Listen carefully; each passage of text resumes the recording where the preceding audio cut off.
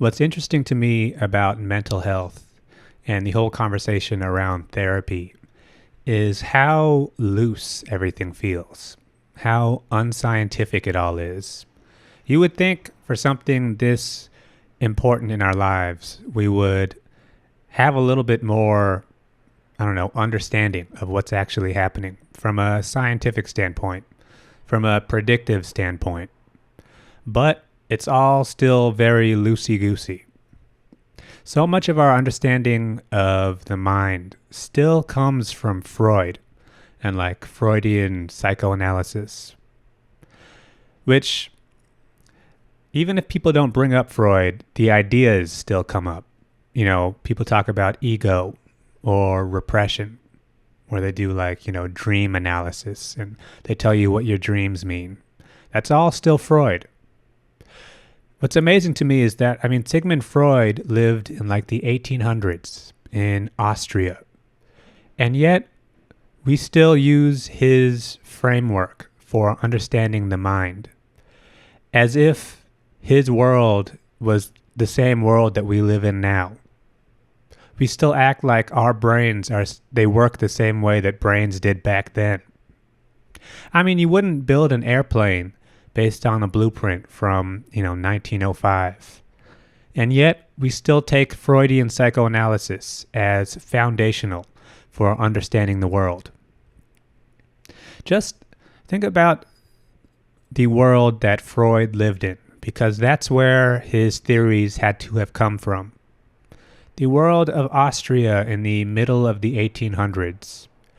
The most stimulating activity people did in those days was like reading a book. Reading a book is now what we do to detox. It's what we do when we've become too overstimulated. And that's where Freud built his ideas from. That's why so much of Freudian psychoanalysis comes from the relationship between the patient and his mother, between a baby and its mother. Because in those days, you hung out with your mom a lot. Freud had no sense that someday mothers would hand their baby an iPad and go walk away for hours at a time. That is not even part of his conceptual framework, because that would be insane. Freud, his world was built around, it was a very it's Austria, it was Vienna. It's a very repressive culture. That's why so much of Freudian psychoanalysis comes down to sexual repression.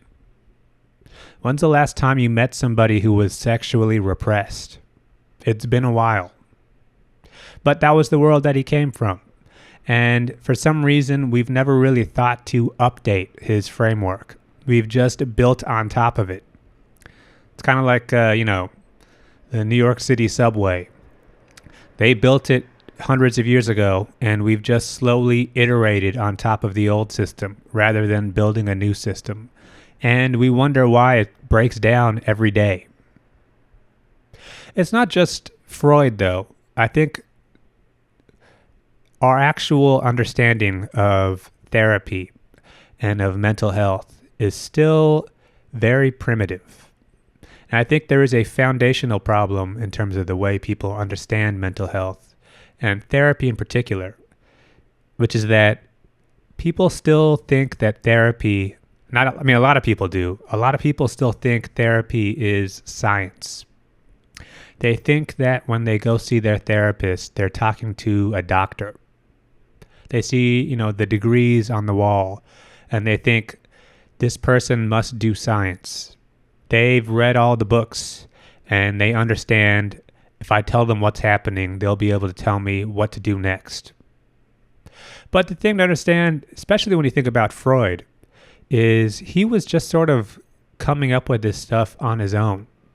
He was treating patients, and he was like doing cocaine and coming up with sort of wacky ideas about Oedipus and about ego, superego, id, and all this stuff.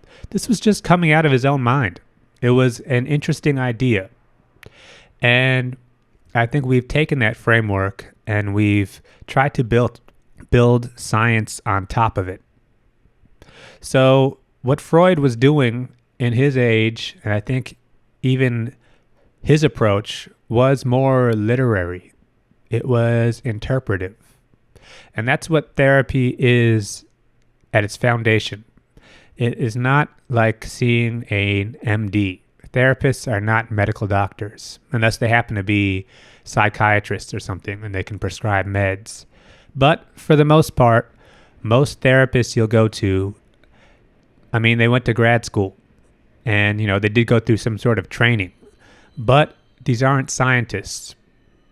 And the difference is, that's not to slam therapy, but it's just a categorical mistake. Because science is predictive. Science is recreatable. You do this, A leads to B. Whereas in therapy, you can go see two different therapists and they can tell you completely different things. And both of those therapists can be valid.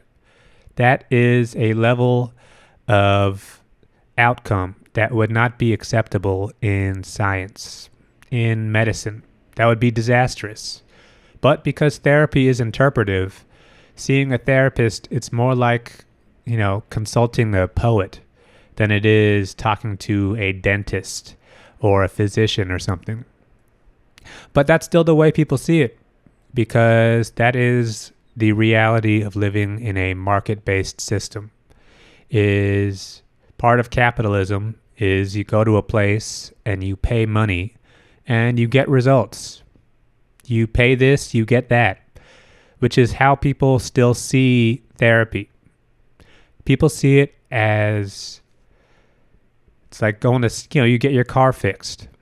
I have this problem, I'll pay you and I want the solution. Which is why, people still see therapy as being, there's almost a math to it, where somebody says like, oh, this guy just went through this traumatic experience. It's going to take years of therapy to undo that. So the more traumatic your experience, it's like a big pile where it's like, your pile is this high. We got to work through the pile. It's going to take X amount of days. It's going to take this amount of therapy to fix your problem. But that's not how it works. Even therapists will try to tell you this, but people won't believe them because our brains are still conditioned to think transactionally, to think, oh, if I do this, then it will lead to that. And therapists at their best they're going to let you talk out your problems to the point where maybe eventually they won't have such a hold on your brain and your emotions. But they're not going to go in and fix things. This isn't a mechanic. This isn't somebody who has the answers. Which is also why I think one of the reasons for this and why people tend to expect too much of their therapist is that we live in a world without authority figures. The way people talk about therapists, and especially when they tell you what their therapist said. So actually, my therapist told me that when people ghost you, it's actually because they're jealous. It's actually because they're immature and they haven't evolved yet. People talk about therapy and they want it to feel like they just talked to a lawyer or something. They want to feel like this is an authority figure. What they really want is not a therapist or a psychologist. What people want is almost more like a rabbi. They want somebody, a pastor that they can talk to who will tell them the answers. Here's the problem I'm having. What should I do? And there used to be roles in society for that sort of thing. That's what the foundation of, a religious community is you have a framework external to yourself that you talk to this guy and he has the answers. Even if they're a little bit flawed, you still defer to him because this is the guy who knows. And we no longer have that. So people try to replace that with a therapist that you're paying a couple $100 to. What should I do? What should I do with my life? Should I break up with this person? Should I move and go back to grad school? But any honest therapist is going to tell you, I don't know. Well, you tell me. But that's not what people want to hear, because they think that they want their therapist to be a scientist, in the sense that, hey, I got this thing on my neck. What is this? Hey, can you send this to the lab and come back with the results, and let's work through a diagnosis. But that's not how the brain works. Like I was saying, our understanding of the mind is still very primitive compared to other forms of science. We can do brain surgery in the physical sense of popping open your head and poking around in there.